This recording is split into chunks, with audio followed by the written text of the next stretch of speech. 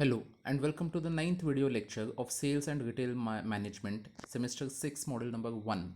In today's video lecture, we are going to study about future of retailing in India.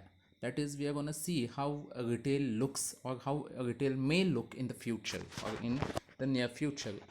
So there are many aspects that we have to see. First of all, that technology is continuously changing, and any business, as we know, has to be up to date with the latest technology to remain in the business, to take advantage of the technology. Along with that, retailing itself as a business is changing. And thirdly, the rules and laws of the land, that is the legislation with respect to retailing, that may also change. So these are the three main factors because of which the future of retailing may change. Some of these things which we have to take into consideration are the new formats of retailing that are coming up.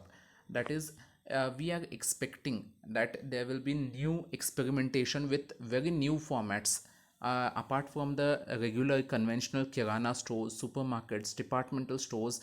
We may come up with some very new type of retail forms which are not there in India right now. Similarly, the retail life cycle is also shortening. That is, you can see it in the wheel of retailing concept. Now, what is this wheel of retailing concept?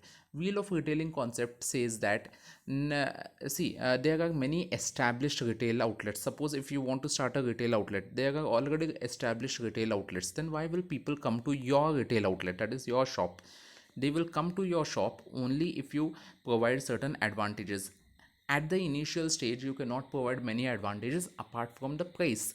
That is, people will come to you, customers will come to your shop if you're providing products at the minimum cost compared to your competitors, or minimum price compared to your competitors.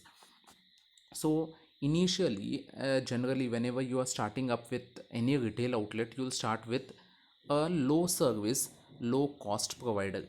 That is, you will not be providing many services or any of the services initially to start up, and you will be giving only prices as products at the minimum possible cost. So what will happen is, uh, other services like home delivery, credit facility, and lot of other services which you could have given, you will not give, because if you give those, your cost will increase, and hence you have to increase your price. So even the landscaping or this arrangement of your products, the way your retail outlet is located, where it is located, the how it is kept, all is very has very little maintenance. So generally you will not try to spend more initially. Slowly as your business will start getting, you will start getting more and more business. As your business starts getting better, you'll start investing in services because you want to increase your customer base. You may start with simple home delivery of products. You may also start doing advertisements and promotions. You may start having various services along with your products in your shop.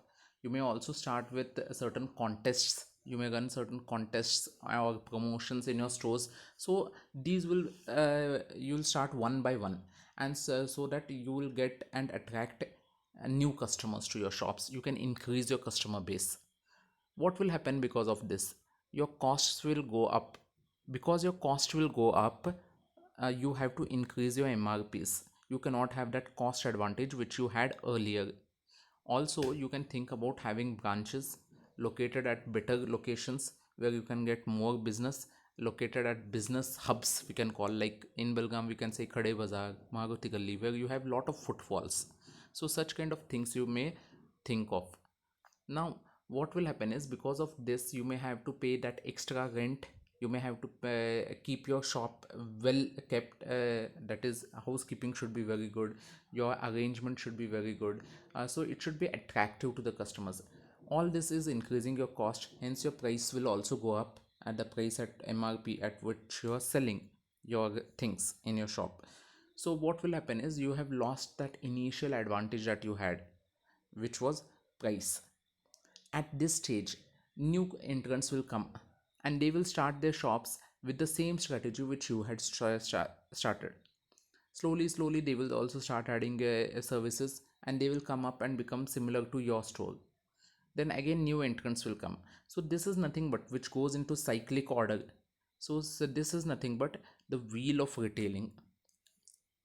So this entire life cycle which is there of a retail outlet is going down, that is it is shortening, it is becoming very less, it is happening very quickly, we can say, right from the birth to the death of a retail store, or maybe the maturity of a retail store.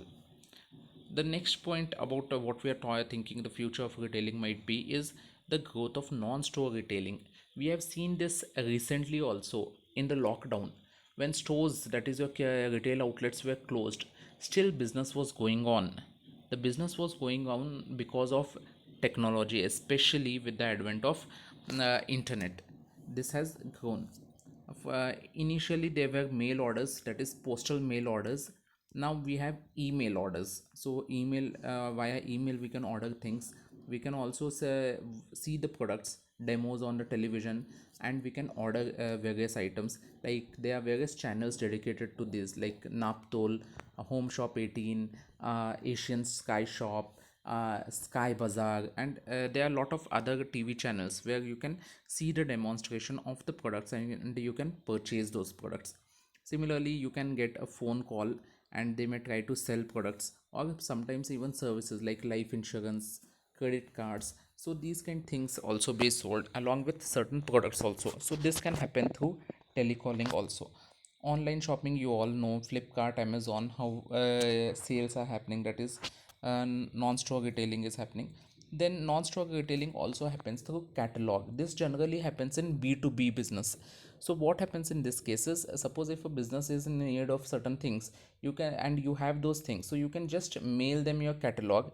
If they have their any requirement, they can call you and they will tell you, they will select the item out of those catalogs, and they will tell you if they have any requirement, or else you can only call them and ask, inquire if they need any requirement out of the catalog which they have received. So this is also one of the example of non-store retailing. In all this case, you can see, we are going to see in ahead of what is non-store retailing in detail, but in all these things you can see that one common thing is there: you do not have a physical store, you are selling things but you are not using your conventional shop. And then comes things about retail convergence. Now what is convergence? Convergence means coming together, yeah, as a one thing itself. So it's generally meaning is merging together, that is two or more things are merging together. So the merging of consumers choice and preferences, tastes, so all these are becoming one. If you see on the global platform itself, the because of the rise in income, rise in the standard of living, so what is happening is the taste and preferences of customers, not only across India, but across globally, we can see across all the countries, is becoming standardized.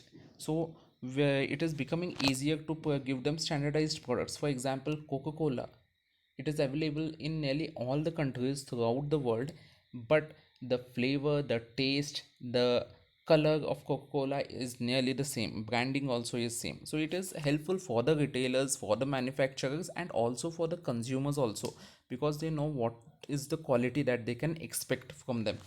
Similarly, prices also can become same, and also the retail formats and the retailers also can become same.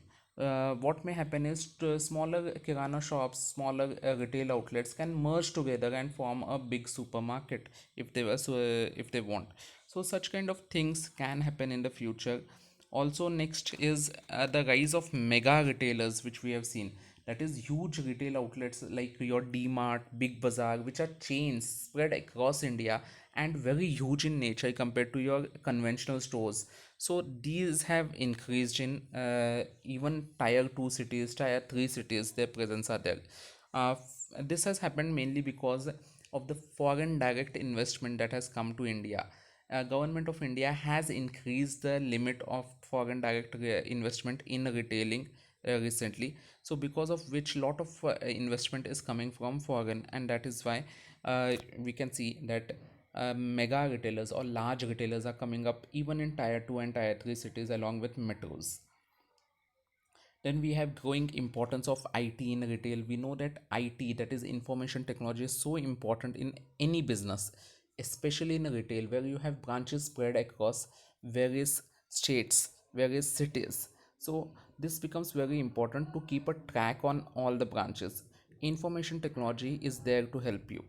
Similarly, if you have only a standalone store also, you need to have a database of all the products being sold. So that is the reason why you need information technology. Next is the global expansion of major retailers. We know that Indian retailers are there which are going abroad to try and set up their businesses. Along with that, there are many foreign retailers also which are trying to enter into India. They have entered into the Pakistan market, the Bangladeshi market. Now they are trying to enter into India also. To some extent, they have become successful through FDI, but their direct entry is still not there. Or even if it is there, like one place in Chandigarh, they have established a store, but the business is very less there because it is only one single store, standalone store. The chain system is still not there with respect to foreign retailers. So we can see that foreign retailers like Walmart, Carrefour, Tesco, they are trying to come into the Indian market. Then next one is retail stores as communities or hangouts. Retailing or shopping experience that customers want these days. Shopping is an experience. They want it to be more and more enjoyable. So they come out to enjoy their shopping. So this is generally seen these days. What is happening is shopping malls are doing the thing, leading the thing here. So they want to entertain their customers. They want their customers to be entertained while they are shopping. They don't want their customers to be bored. They want to make their customers spend as much time as possible in the store, so that the more they spend the time, the more they can purchase items from them. So this is what they are trying to do. They want to build or brand their stores as communities and hangouts. Currently, if we see the current scenario, the current Indian retail industry, retailing in India is worth a whopping 400 US billion dollars. It is growing at an annual rate of 30% annually, which is very good increment. Also, with respect to GDP, it is contributing to 12% of India's GDP and is providing employment to 10% of Indian population. So this is what it is doing currently, and this is the future of retailing. Now, what are the major players in India? If we see major players in India are these: Reliance Fresh, Pantaloons, McDonald's, Pizza Hut, Big Bazaar, Domino's, Liberty, Adidas, KFC, and so on. Along with that, we have certain other global entrants also, like Reliance Retail, which was in combination Walmart, Carrefour, Boots, and Tesco. So some of these are new entrants into Indian market. Especially these are those which are foreign retailers tied up with Indian retail. So with this, we end today's lecture. If you have any difficulties, you can always contact us.